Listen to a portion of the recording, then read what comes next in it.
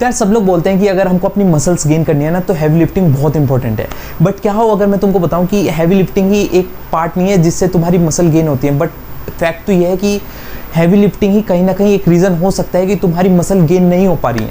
तो क्या हाल है भाई लोग, तो यार आज की वीडियो हम डिस्कस करने वाले हैं कि कैसे तुम बिना हैवी लिफ्ट करे अपनी मसल्स को ग्रो कर सकते हो, बट तुमको यार इसके अंदर स्मार्टली ट्रेन करना होगा। तो आज की वीडियो बहुत इंपॉर्टेंट होने वाली है, तो यार वीडियो को बिल्कुल भी स्किप मत करना, क्योंकि अगर एक भी पॉइंट तुम्हारा मिस हो गया ना तो तुमको समझ नहीं आएगा कि तुम्हें कैसे अपनी मसल्स को गेन करना है बिना, अगर तुम हैवी लिफ्ट नहीं कर सकते हो या तुमसे नहीं हैवी लिफ्ट हो रही है, तुम बिगनर हो, तुमको अभी इतनी नॉलेज नहीं है, तो ये सब चीज़ों में तुमको ये वीडियो बिल्कुल एंड तक जरूर देखनी बहुत इंपॉर्टेंट है। हर एक पॉइंट को अच्छे से समझना बहुत इंपॉर्टेंट है, तो यार वीडियो को एंड तक जरूर देखना। तो चलो यार आप टॉपिक को शुरू करते हैं।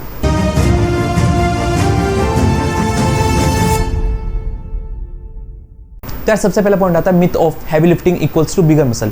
तो यार ये बात तो 100% सच है कि प्रोग्रेसिव ओवरलोडिंग की है तुम्हारे बिगर मसल गेन करने के लिए, बट इसका ये मतलब बिल्कुल भी नहीं है कि तुमको हर सेट के अंदर अपना वेट इंक्रीज करना जरूरी है। मींस पहला सेट तुमने 10 से लगाया, फिर अगला सेट 15 से लगाया, फिर 17 से लगाया, फिर 20 से लगाया, इसका ये मतलब बिल्कुल भी नहीं होता।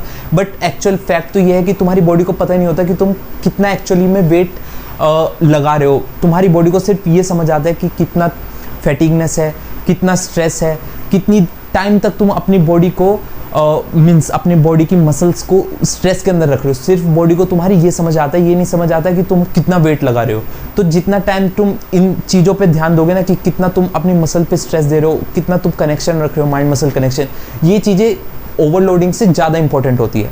तो फैक्ट क्या है कि क्यों हैवी लिफ्टिंग हमेशा अच्छी नहीं होती। फर्स्ट देखो यार, जब तुम अपनी कैपेसिटी से ज़्यादा वेट से अपना एक्सरसाइज को परफॉर्म करते हो तो कहीं ना कहीं अपने बॉडी को इंजरी की तरफ लेके जा रहे हो, कि तुम्हारे बॉडी के अंदर रिस्क हो जाता है कि इंजरी होने के चांसेस बहुत इंक्रीज हो जाते हैं। सेकंड, जब तुम ईगो लिफ्टिंग करते हो ना तो तुम्हारी फॉर्म होती है वो बिल्कुल बिगड़ जाती है। मीन्स जैसे तुम बाइसेप्स कर्ल कर रहे हो तो तुम स्विंग करना शुरू कर दोगे जब तुम्हारी कैपेसिटी से आउट ऑफ कैपेसिटी तुम वेट लगा रहे हो उसके अंदर, उस एक्सरसाइज के अंदर। तो यार उस एक्सरसाइज के अंदर ना जो तुम मसल को हिट करना चाह रहे हो वो एक्चुअल में मसल हिट ही नहीं हो रही और तुम कहीं ना कहीं अपनी बॉडी को रिस्क के एरिया में लेके जा रहे हो। तो इसलिए हैवी लिफ्टिंग हमेशा अच्छी नहीं होती है। इंस्टेड अगर तुम लाइट वेट से कंट्रोल फॉर्म के अंदर उसी एक्सरसाइज को परफॉर्म करोगे जिसके अंदर तुम्हारी मसल के अंदर ज़्यादा स्ट्रेस, ज़्यादा फैटिगनेस हो रही होगी, वो ज़्यादा बेनिफिशियल है कंपेयर टू हैवी लिफ्ट जो तुम उसी एक्सरसाइज को हैवी लिफ्ट के अंदर परफॉर्म कर रहे हो। अब सेकंड पॉइंट आता है what actually build muscle. First, mechanical tension. तो देखो यार ये इसका ये मतलब होता है कि जब हम अपना सेट परफॉर्म कर रहे होते हैं ना उसके अंदर हम कितना अपनी मसल को टेंशन दे पा रहे हैं अपने रैप के अंदर। स्पेशली जब हम स्लो अपना रैप परफॉर्म कर रहे हैं, स्लोली अपना मीन्स वेट को अप एंड डाउन लेके जा रहे हैं और फुल रेंज ऑफ मोशन हम उस सेट के अंदर अपनी मसल को प्रोवाइड कर रहे हैं। इस टाइम पे ना होता क्या है कि हमारी मसल ना कॉन्ट्रैक्ट होती है उस मूवमेंट के अंदर अंडर प्रेशर, इसको हम मैकेनिकल टेंशन बोलते हैं। तो जब हम हैवी लिफ्ट करते हैं उस टाइम पे हम उतनी टेंशन क्रिएट नहीं कर पाते अपनी मसल के एज़ कम्पेयर टू जब हम लाइट वेट से स्लो रैप परफॉर्म करें और प्लस हम फुल रेंज ऑफ मोशन अपनी बॉडी को दे रहे हैं, उस पर्टिकुलर मसल को दे रहे हैं और हम अपनी बॉडी को बिल्कुल भी स्विंग नहीं कर रहे हैं। तो इस वजह से तुमको हैवी लिफ्ट करने की बिल्कुल भी रिक्वायरमेंट नहीं है। तुम लाइट वेट से स्लो रैप और फुल रेंज ऑफ मोशन के साथ अगर तुम किसी भी सेट को परफॉर्म करोगे, चाहे वो चेस्ट की एक्सरसाइज तुम कर रहे हो, चाहे बाइसेप्स की कर रहे हो, किसी भी एक्सरसाइज को तुम परफॉर्म कर रहे हो, अगर तुम उसके अंदर full range of motion plus slow reps perform कर रहे हो ना तो तुम अपनी मसल को ज़्यादा टेंशन प्रोवाइड कर रहे हो। Second, metabolic stress.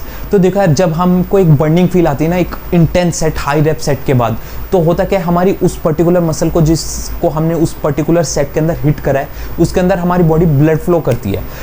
तो उससे होता क्या है कि हमारी बॉडी को सिग्नल मिलता है कि वो पर्टिकुलर मसल को वो ग्रो कर सके। तो ग्रो कैसे करती है, जब वो ब्लड फ्लो होता है तो वो बॉडी हमारी उसके पर्टिकुलर मसल के अंदर ना न्यूट्रिएंट्स को फ्लो कराती है, प्लस हार्मोनल चेंज से हमारी वो पर्टिकुलर मसल ग्रो होती है। तुमको अगर मेटाबॉलिक स्ट्रेस अपनी पर्टिकुलर मसल के अंदर प्रोवाइड करना है तो इसका ग्रेट ऑप्शन होता है या तो तुम सुपर सेट करो, जाइंट सेट करो, ड्रॉप सेट करो। अगर तुम ये सारे सेट्स परफॉर्म कर रहे हो ना अपनी डेली वर्कआउट रूटीन में तो तुम्हारी जो पर्टिकुलर मसल जो भी तुम उस डे पे हिट कर रहे हो उसके अंदर बहुत अच्छा स्ट्रेस तुमको देखने को मिलेगा। तुम एक बार ये वाले सेट्स ट्राई करके देखो अपने वर्कआउट के अंदर। Third, muscle damage. तो देखो यार ये बैड वाला टेंशन मतलब ये बैड वाला मसल डैमेज नहीं है। इसका ये मतलब है जब हम हाई इंटेंस सेट्स रेप्स के बाद हमारी जो मसल्स होती हैं उसके अंदर टाइनी टीयर्स आ जाते हैं, स्पेशली जब हम फुल रेंज ऑफ मोशन से अपना सेट परफॉर्म कर रहे हैं, अपने वेट को अच्छे से लोअर पोजीशन तक लेके जा रहे हैं, तो उस टाइम पे हमारी मसल के अंदर टाइनी टीयर्स आ जाते हैं। तो उस टाइम पे हम अपनी बॉडी को अलाउ कर रहे हैं कि उस पर्टिकुलर मसल को जिसके अंदर टीयर्स आए हैं उसको वो रिपेयर करेगी, और इस रिपेयरिंग प्रोसेस से जो होती है हमारी मसल का साइज बिग होता है और हमारी बॉडी ग्रो हो पाती है। तो यार अब थर्ड पॉइंट आता है best training method. First, slow eccentric reps. तो देखो यार जब हम वेट्स को पुश कर रहे हैं, मीन्स जैसे अगर हम चेस्ट पे डंबल प्रेस कर रहे हैं तो उस टाइम पे जब हम वेट्स को नीचे लेके जा रहे हैं ना, उस टाइम पे हमको 3 से 5 सेकंड लेनी है उसको वापस से ऊपर पुश करने से पहले। उससे हुआ क्या कि हम अपनी मसल के अंदर ज़्यादा टेंशन प्रोवाइड कर रहे हैं और हम अपनी मसल को ज़्यादा डैमेज करें ताकि वो अच्छे से ग्रो हो पाए। सेकेंड आता है हमारा drop set and super set. तो देखो यार सुपर सेट होता क्या है कि जब हम 2 एक्सरसाइज को बैक टू बैक बिना रेस्ट लिए कंबाइन करें उसको हम सुपर सेट बोलते हैं। और अगर हम उसी सेट के अंदर वेट्स को ड्रॉप ऑन कर दें, मीन्स फर्स्ट हमने 10 रैप 10 kg से लगाए, फिर ड्रॉप करके 7.5 से और 10 रैप्स लगाए, इसको हम ड्रॉप सेट बोलते हैं। तो इससे क्या होता है, इससे हमारी मसल्स के अंदर ज़्यादा हमको पंप देखने को मिलता है और हम अपनी मसल्स को ज़्यादा ग्रो कर पाते हैं। और थर्ड आता है हमारा पोज रेप्स। तो देखो यार जब हम कोई भी एक्सरसाइज करें, जैसे बारबल कर्ल्स करें, उस टाइम पे हमको नीचे जाके थोड़ा सा पोज लेना है, फिर वापस से ऊपर लेके आना है। तो इससे होता क्या है कि हम अपने जो बॉडी का मोमेंटम है उसको बिल्कुल हटा देते हैं और हम अपने वेट्स पे अपनी बॉडी पे ज़्यादा कंट्रोल पा पाते हैं। फोर्थ आता है हमारा हायर रेप सेट्स। तो देखो यार जब अगर हम स्पेशली कोई भी सेट के अंदर ज़्यादा रेप्स निकालते हैं तो हम अपने मसल्स को ज़्यादा डैमेज कर रहे हैं और हमको इससे फ़ायदा ये मिलता है कि हमारी बॉडी को एक माइंड मसल कनेक्शन बहुत अच्छा मिल जाता है ताकि हम उस सेट के अंदर अच्छे से फोकस कर पाते हैं। फोर्थ पॉइंट आता है व्हाई दिस मेथड वर्क्स। तो देखो यार काफ़ी सारी स्टडीज़ में ये देखा गया है कि जब हम मॉडरेट वेट्स मीन्स 30 से 50% अपने मैक्सिमम कैपेसिटी से ट्रेन करते हैं ना, तो हम अपनी ज़्यादा मसल बिल्ड कर पाते हैं कंपेयर टू 80-90% अगर हम अपने मैक्स का वेट्स जो हम लगा सकते हैं उससे ट्रेन कर रहे हैं। तो की पॉइंट यहाँ पे ये है कि एफर्ट्स मैटर ज़्यादा करते हैं as compare to load. Means कि अगर तुम 100 किलो से कोई भी एक्सरसाइज कर रहे हो, तुम्हारी फॉर्म प्रॉपर नहीं है, तुम ना उसको फुल रेंज ऑफ मोशन लेके जा पा रहे हो, तो और एक बंदा है जो खाली 50 किलो से वेट एक्सरसाइज कर रहा है लेकिन उसके अंदर वो स्लो रेप्स कर रहा है, फुल रेंज ऑफ मोशन लेके जा रहा है, बिल्कुल भी ईगो लिफ्टिंग नहीं कर रहा है, तो वो ज़्यादा मसल बिल्ड कर पाएगा as compare to a person जो 100 किलो वेट से ट्रेन कर रहा है। फिफ्थ पॉइंट आता है who should avoid lifting heavy. तो देखा जिन लोगों को हैवी लिफ्ट करना अवॉइड करना चाहिए, फर्स्ट अगर तुम बिगनर हो तो तुमको बिल्कुल भी हैवी लिफ्ट के लिए नहीं जाना चाहिए, मैं स्ट्रॉन्गली रिकमेंड करूँगा ये चीज़। सेकंड, अगर तुम अपनी फॉर्म पे ज़्यादा ध्यान देना चाहते हो तो तुमको फिर अपने दिमाग से हैवी लिफ्ट्स बिल्कुल निकालने पड़ेंगे। थर्ड, अगर तुम बिना सपोर्टर के ट्रेन कर रहे हो तो तुम्हें बिल्कुल भी रिस्क नहीं लेना चाहिए हैवी लिफ्ट करने का, क्योंकि इन केस अगर तुमसे वो वेट नहीं संभला तो बहुत बड़ा एक्सीडेंट होने से हो सकता है। फोर्थ, अगर तुमको जॉइंट पेन है तो उस केस में भी तुमको हैवी लिफ्ट करना अवॉइड करना चाहिए।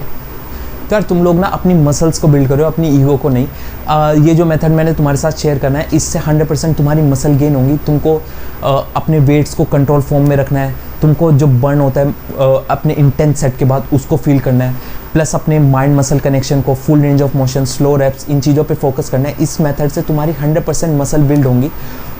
तुम ना एक बार अपनी वर्कआउट रूटीन में super set, drop set, giant set, इन सबको ऐड ऑन करके देखो, जिसमें तुम फुल रेंज ऑफ मोशन लेके जाना, स्लो रेप्स करना, पोज रेप्स करना। इसके बाद अगर तुमको कोई भी चेंज नहीं लगता तो तुम मेरे को बताना कमेंट सेक्शन में कमेंट करके कि तुमको कोई भी फील नहीं हुआ, मेरी वीडियो बेकार है, मैं एक्सेप्ट कर लूँगा। बट एक बार तुम सच में मेरे कहने से एक बार इस मेथड को ट्राई करके देखो। तो यार अगर तुमको इस वीडियो में थोड़ा कुछ भी इन्फॉर्मेटिव लगा ना, थोड़ा सा भी, तो यार प्लीज़ वीडियो को लाइक करे बिना प्लीज़ मत जाना। और यार तुम्हारे भाई को यार इस समय तुम्हारे सपोर्ट की बहुत ज़्यादा रिक्वायरमेंट है। मेरे को इस चैनल पे 100 के सब्सक्राइबर बहुत जल्दी कंप्लीट करने हैं।